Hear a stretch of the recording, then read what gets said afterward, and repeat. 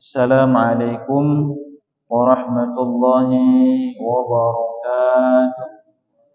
Bapak Ibu yang dimuliakan oleh Allah Subhanahu wa taala, pada kesempatan pagi hari ini kita akan mulai kembali kajian rutin kita berkaitan tentang akidah, berkaitan tentang tauhid atau juga dinamakan usuluddin, pokok dasar agama.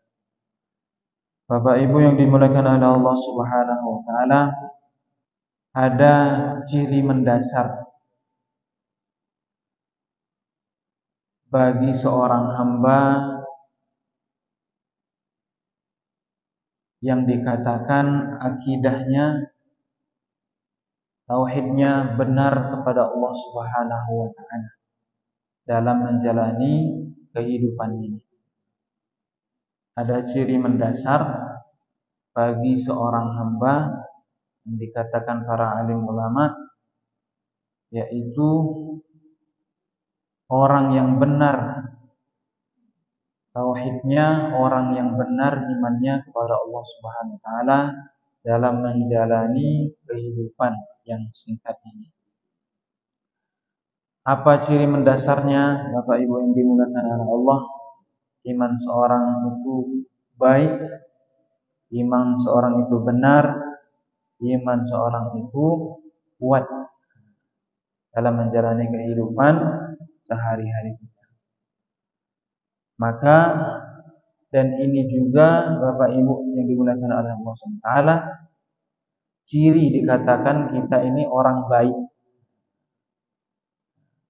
Jadi ukurannya, kapan dikatakan kita ini orang baik dan kapan dikatakan kita ini orang jahat atau orang buruk.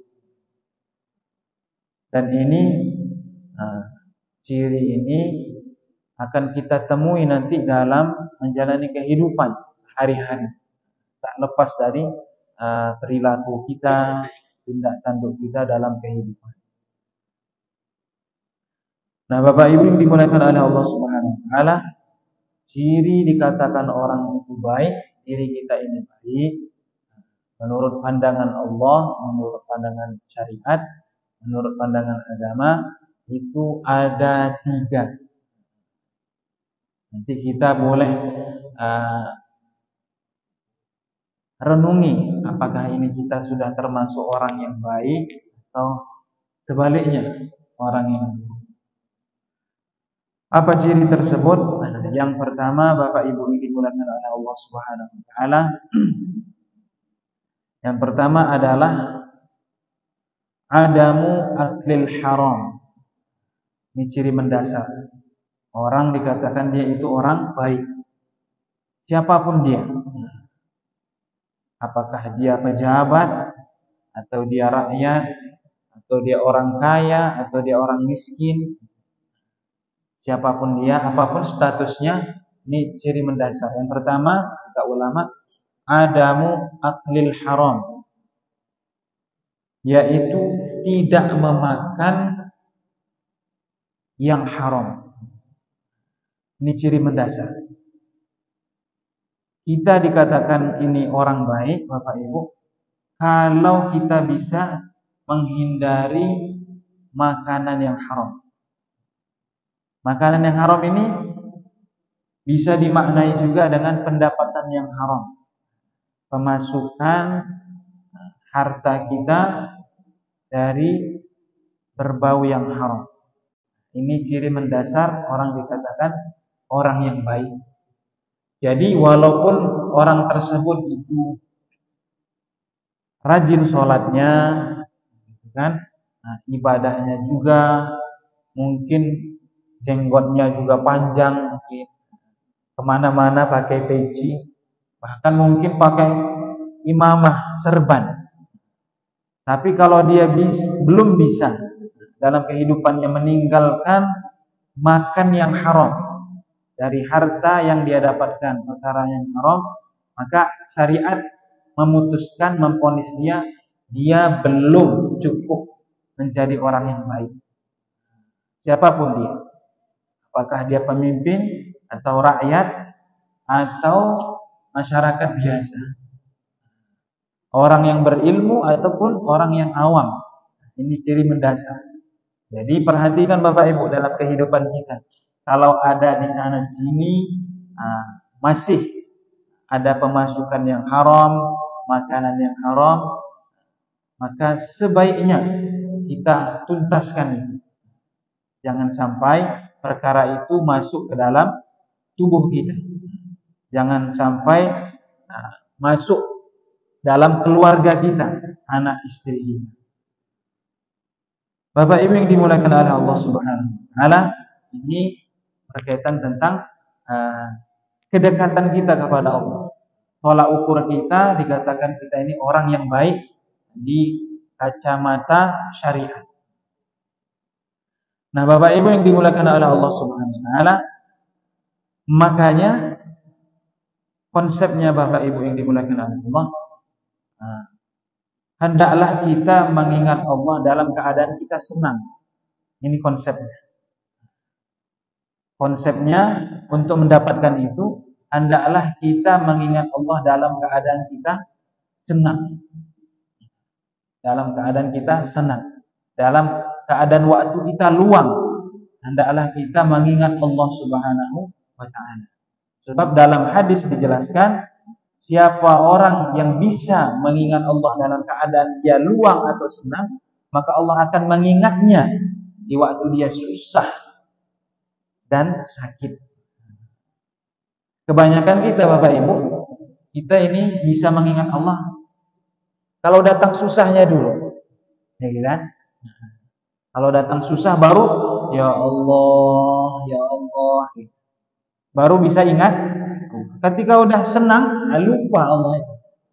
Nah, maka konsepnya mendatangkan kehidupan perkara yang halal tadi, masuk perkara yang haram dalam kehidupan kita, khususnya harta kita, makanan kita, maka konsepnya itu harus kita mampu dalam keadaan senang kita bisa ingat. Dalam keadaan ada waktu luang kita ingat. Nanti insya Allah dalam keadaan susah Allah pasti mengingat kita. Nah, terkadang kita kalau datang sakit dulu baru ingat Allah. Dikasih penyakit stroke, baru dia ingat. Udah tergeletak di rumah kan, ya Allah, ya Allah. Cobalah saya sehat, saya ke masjid. Nah, baru terasa, baru merasa bisa ingat Allah. Padahal waktu dia sehat kemana? Nah, jangan begitu kita sebagai hamba. Nah, Bapak Ibu yang dimuliakan oleh Allah Subhanahu wa taala, ini yang pertama. Terus kita ingat adamu aklil haram. Orang yang benar itu, orang yang baik di kacamata agama adalah orang yang tak memakan yang haram, meninggalkan makanan yang haram, harta yang haram. Sebab dalam hadis dijelaskan, innallaha thayyibun wa yaqbalu thayyib. Sesungguhnya Allah itu maha suci dan menerima barang-barang yang suci saja, barang-barang yang baik. Kemudian ciri mendasar yang kedua dikatakan, dalam syariat kita ini orang yang baik, imannya bagus, tauhidnya bagus. Itu yang kedua ini perlu kita perhatikan dalam kehidupan. Apa itu? Kata ulama, adamu nadharil haram. Adamu nadharil haram. Tidak memandang yang haram. Jadi dari pandangan inilah Bapak Ibu kita akan bisa khusyuk dalam ibadah. Kita akan bisa khusyuk dalam sholat. Dari pandangan ini, pandangan mata. Kita akan bisa khusyuk, tenang hatinya ini membaca Al-Quran, zikir kepada Allah. Pernah seorang bertanya pada ulama, wahai Tuan Guru, apakah orang bermaksiat itu mendapatkan lezatnya ibadah? Apakah orang yang bermaksiat itu mendapatkan lezatnya ibadah? Maka ulama tersebut menjawab, akan diharamkan bagi orang yang bermaksiat mendapatkan lezatnya dalam ibadah. Nggak bisa mendapatkan lezatnya ibadah orang yang bermaksiat kepada Allah Subhanahu wa taala. Maka perhatikan Bapak Ibu dalam kehidupan kita, jaga pandangan mata kita dari perbuatan yang haram, yang dilarang oleh Allah Subhanahu wa taala. Tak bisa kita mendapatkan lezatnya ibadah di malam hari kalau di siang hari kita bermaksiat dengan mata ini. Terkadang ada orang mengatakan, alhamdulillah saya sudah bisa sholat, sudah bisa zikir. Tapi ada perkara yang Allah haramkan dari dirinya. Apa itu? Mendapatkan nikmat sholat. Nikmat sholat Bapak Ibu dengan nikmat baca Al-Quran beda. Karena menunya beda. Nikmat baca Al-Quran dengan nikmat bangun malam juga beda. Nikmat kita bisa bangun malam dengan kita zikir pagi petang itu juga beda. Sebab menunya tidak sama. Makanan rohani ini hampir mirip-mirip seperti makanan jasmani. Tergantung menunya. Kalau menunya beda maka rasanya juga beda. Sehingga terlintas dalam hati kita. Kalau saya Ustaz, kayaknya semua sama. Nah, ini ada yang rusak dalam rohani. Sebab jasmani saja kalau kita sehat, Bapak Ibu, dihidangkan umpamanya sate. Gitu kan? Dihidangkan sate. Kemudian dihidangkan juga nasi goreng. Kira-kira ketika keadaan kita sehat, kita rasakan satu menu sate, satu menu nasi goreng. Kira-kira sama nggak rasanya? Hah? Tidak. Kalau kita sehat. Kalau kita sakit, iya. Semua menu itu sama rasanya. Apa rasanya? Nggak ada rasa, hambar, bahkan pahit. Nah, begitulah kata para alim ulama, nikmat sholat itu beda, nikmat dzikir itu beda, nikmat baca Al-Quran juga beda, nikmat beribadah di malam hari juga beda. Nah, sehingga Bapak Ibu yang dimuliakan oleh Allah Subhanahu wa taala itu di zaman tabi'in ada namanya pemimpin para tabi'in, tapi hidupnya di zaman Rasulullah. Cuman belum dapat titel sebagai sahabat Nabi. Dia dapat titel tabi'in. Tapi hidupnya di zaman Rasulullah. Satu masa, satu zaman. Hidupnya di zaman Rasulullah. Kenapa sebab tersebut? Beliau ini belum dapat gelar sahabat karena di masa hidupnya sejaman Rasulullah belum pernah berjumpa langsung kepada Rasulullah. Inilah ciri khas amalan yang tinggi, bahwa siapa saja orang yang pernah berjumpa di zamannya bersama Rasulullah dan beriman sampai dia mati, maka dapat titel dia sebagai sahabat Nabi.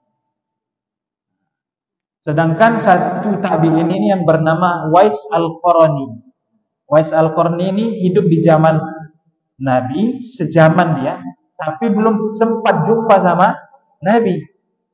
Nabi itu tinggal di Madinah di zaman itu.